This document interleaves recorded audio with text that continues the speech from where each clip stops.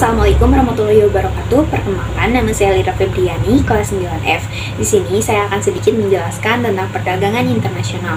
Perdagangan tidak hanya dilakukan di dalam suatu negara saja, tetapi ada pula perdagangan antar negara.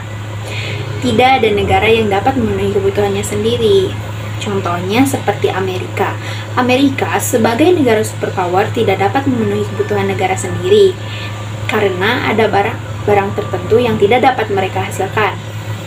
Amerika tidak dapat memproduksi minyak, sehingga mereka membeli minyak dari negara Timur Tengah. Begitu pula sebaliknya, negara Timur Tengah memerlukan barang dari negara lain. Barang yang dihasilkan oleh negara yang satu berbeda dengan barang yang dihasilkan oleh negara lain. Perbedaan inilah yang menimbulkan terjadinya perdagangan internasional.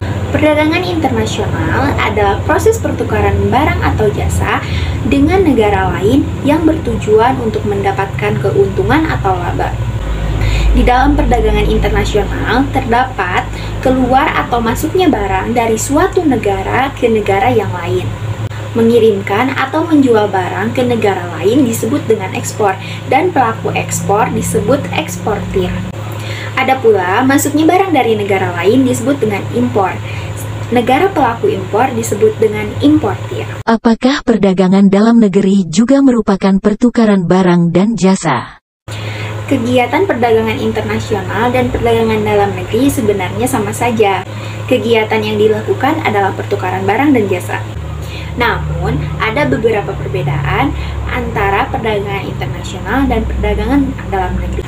Perbedaan tersebut adalah, yang pertama, perdagangan dalam negeri dilakukan dalam wilayah negeri, sedangkan perdagangan internasional dilakukan antar negara. Yang kedua, mata uang yang digunakan dalam perdagangan dalam negeri sama, sedangkan mata uang yang digunakan dalam perdagangan internasional berbeda. Yang ketiga, perdagangan dalam negeri tidak dikenai pajak, hanya retribusi, sedangkan perdagangan internasional dikenai pajak atau biaya masuk.